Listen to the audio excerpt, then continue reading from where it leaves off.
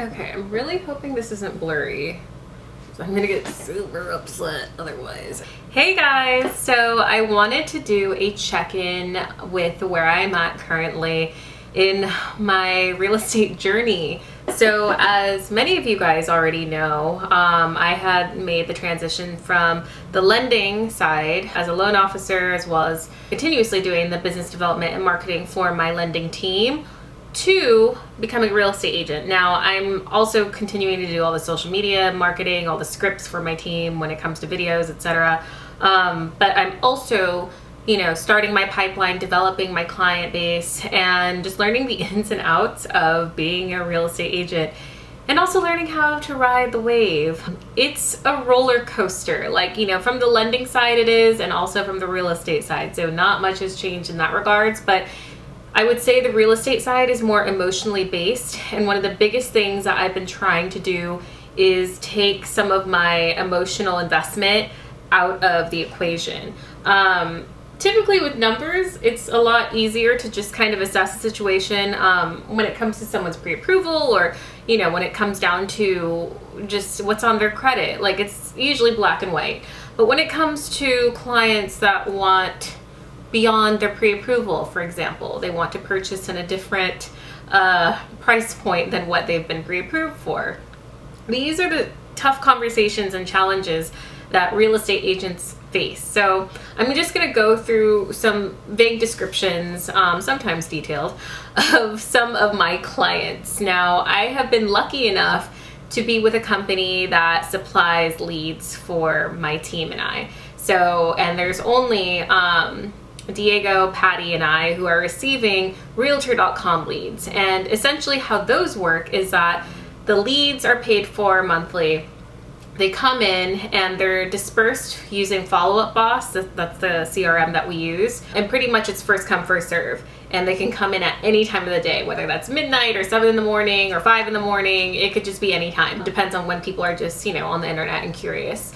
So that being said, we have had all kinds of experiences with those. So sometimes they're Spanish speakers. I immediately get on the phone with Diego and just be like, hey, Spanish speaker, or Patty if she's available. And essentially we just work as a team to try to field as many of those leads as possible, because it's critical that we have the first touch with them, because it also gets shot over to another brokerage that's not within our own. So to give you an idea, if a lead comes in and I'm the first one that grabs it and it says you can claim the lead or you can ignore it, I claim it.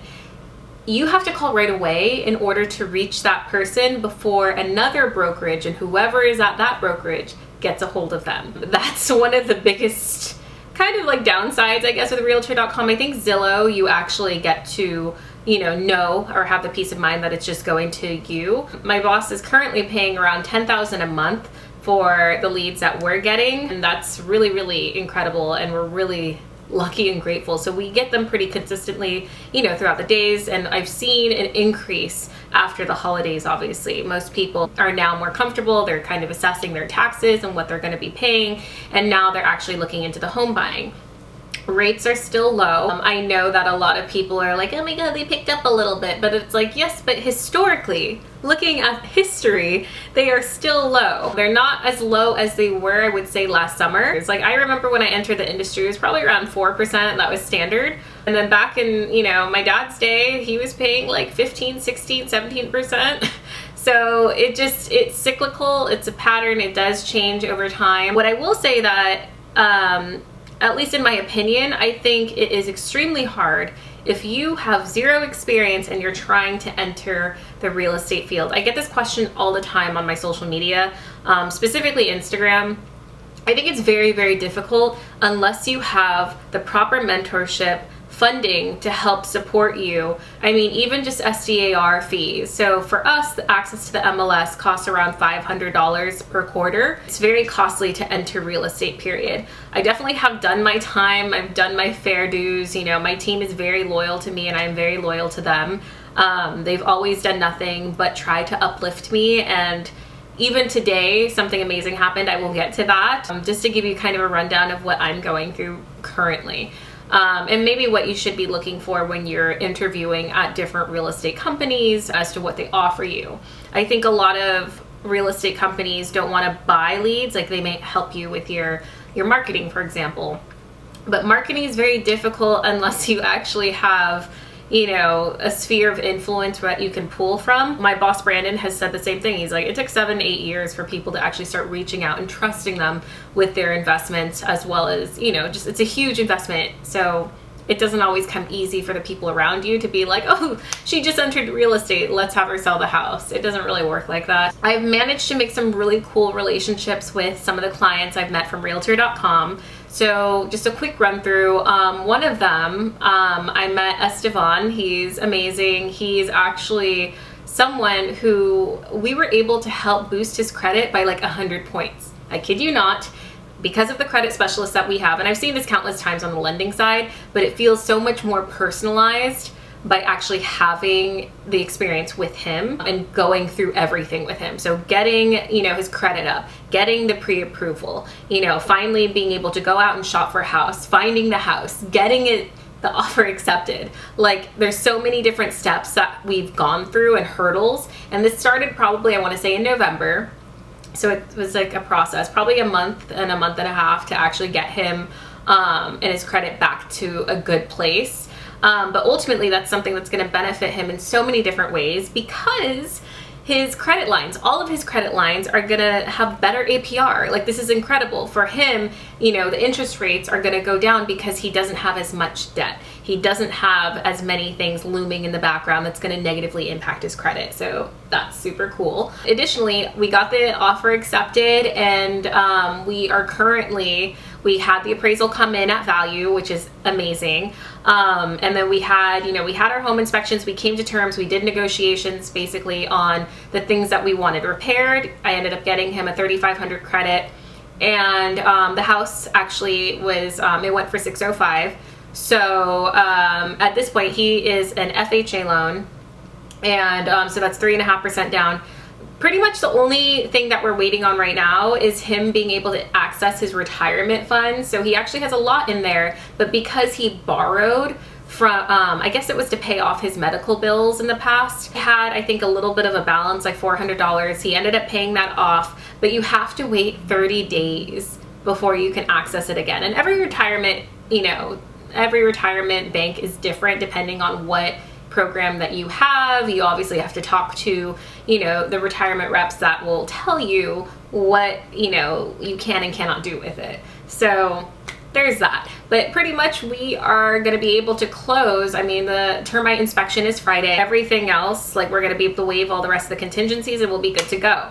So that's one of my clients, and game changer, life changer. Like, even just the luck of finding that house. It was listed in the MLS as 3 bedrooms, and it was actually 4, full closet, everything.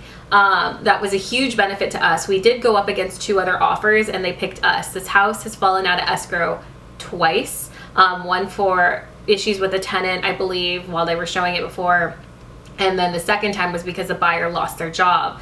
So we were very, very lucky to gain this property, and I'm so thrilled. So my next client, Sondra and Larry. So they are an older couple, and I remember they were looking at manufactured homes in Santee. So manufactured homes are a little bit different, and it depends on which park that you're in. I basically know so much now about all of the parks in Santee. It's kind of funny. Mobile homes are actually designated before 1976. Manufactured homes are after 1976, where they had implemented regulations through the Housing and Urban Development, and the Department of Housing got involved. So learning a lot about trailer parks, okay? But truly, I actually really like the concept of a 55 and up community, because, you know, all your kids are gone, you probably have a little dog or something, and your spouse, and it's just a great little networking tool and device to have all these people around the same age. Bingo nights, you get to have a lot of, you know, just barbecues, they do catered nights. It's actually more community based, and it's more fun, because my clients are 81 and up. They want to just have, you know, a little bit of fun, little bit of community aspect. Their current home situation, they own a condo in Lake Murray, and they don't get that community aspect. It's a beautiful home, and Larry's been there for 30 years, so he hasn't moved for a while.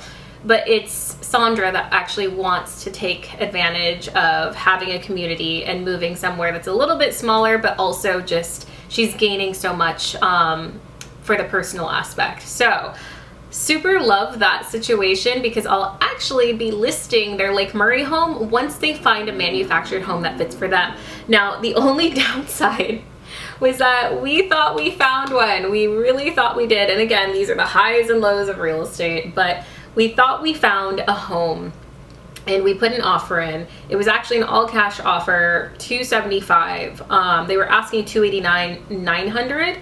And we decided to come in lower because, again, I've seen a lot of these homes sit on the market for like 100+ days, okay? Like one of them we looked at was on the market for 235 days. It's just, it really kind of depends. We put in an offer, $275. They countered us at $282,500. I thought we were gonna take it there. And I think Larry got in her ear and was like, oh, see if they'll take $280. And so we did the counter for $280. And something in my gut told me, I was like, why is the agent not getting back to me right away? Turns out he was showing it to another cash offer and or another cash buyer, and they made an offer that was all cash, no appraisal, 12-day close, full price. I think it was actually above asking. So that blew us out of the water. No more negotiations. Luckily, you know, he was cool and he was saying that he has a couple coming up in the future. He'll notify me.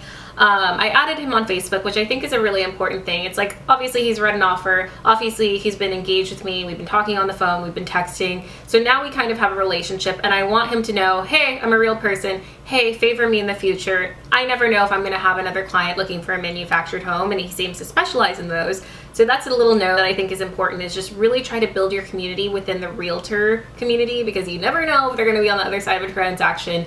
And if they favor you and likability is there, then they're more likely to help by picking you. Like, they're more likely to want to work with you if you've created some kind of rapport with them. So building rapport with clients is not the only important aspect. So that's actually going to go into my next client, which is, his name is Taylor.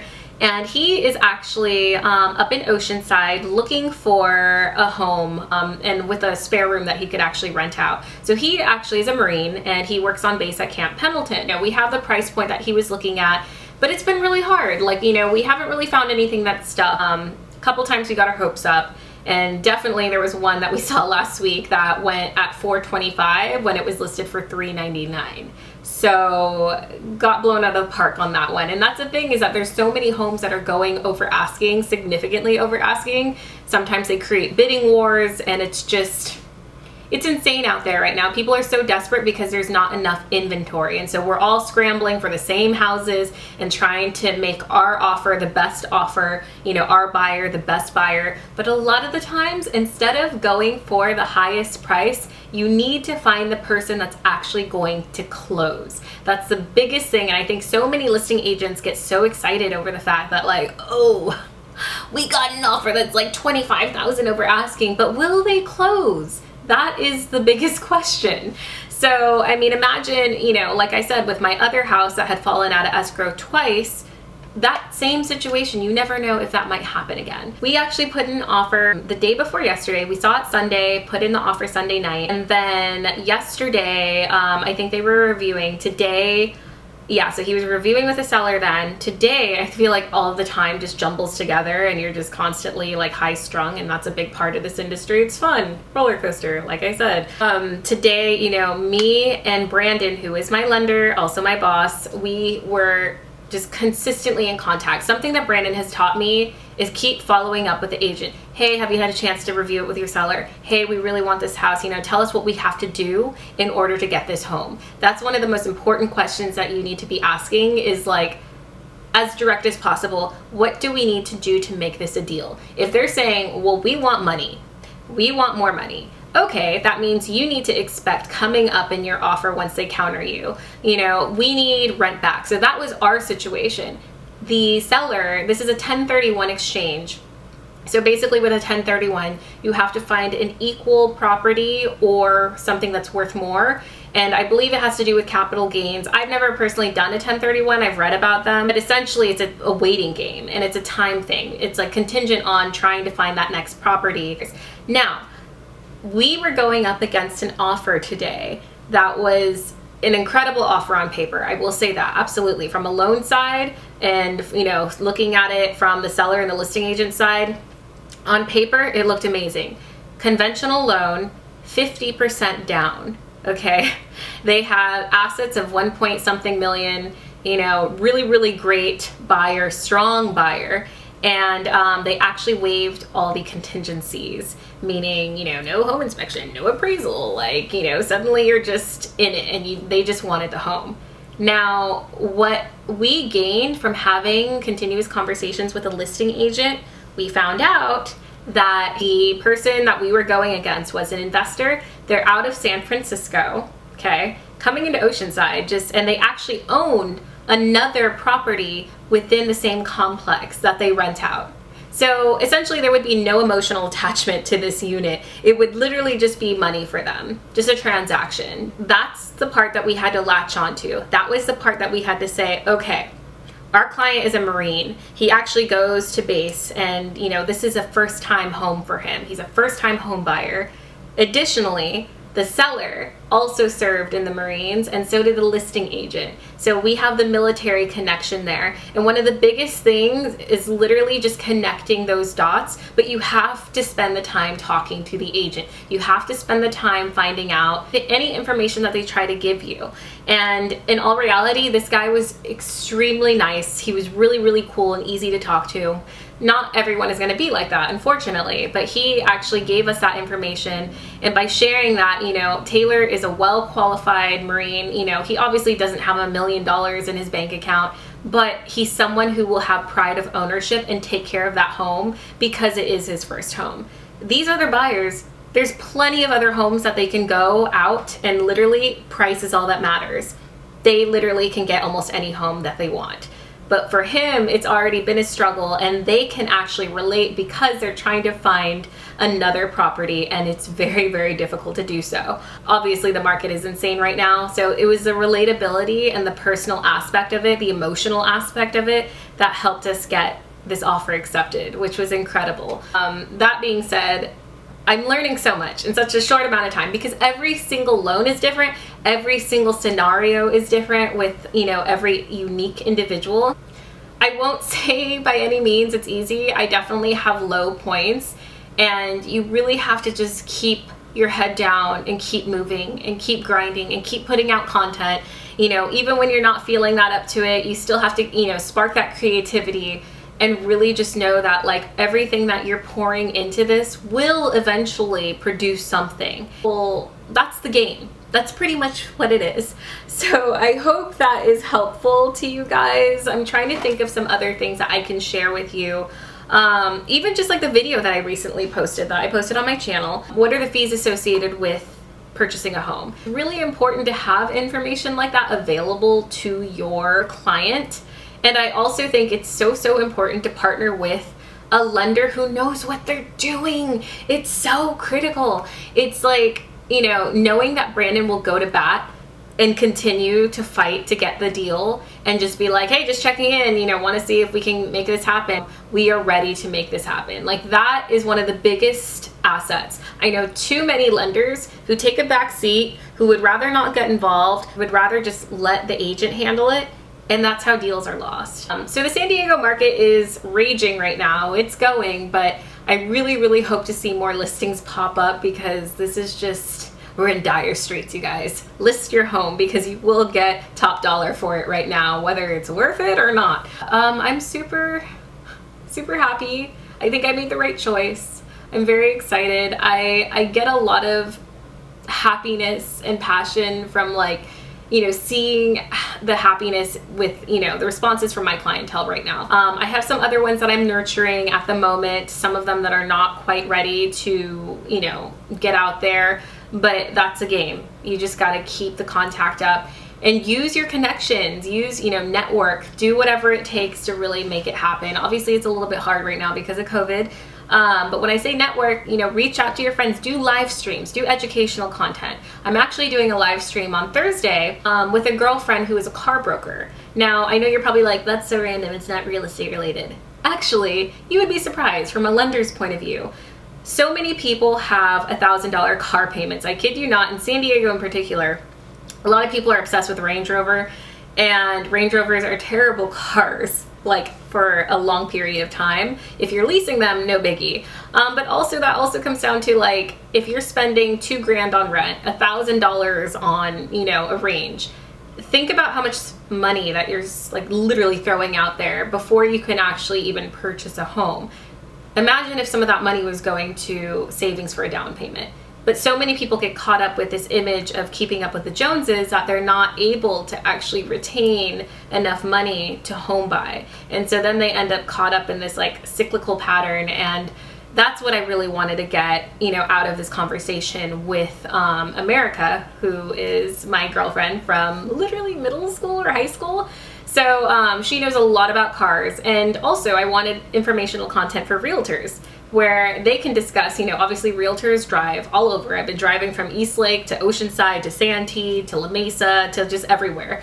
So having a car that's actually fuel efficient is pretty key and may actually help save you extra money. So that being said, always trying to come up with creative content and things that will be informational and educational. Last thing, I actually got a really good message from a girl who follows me. Oh my God, this thing keeps cutting off.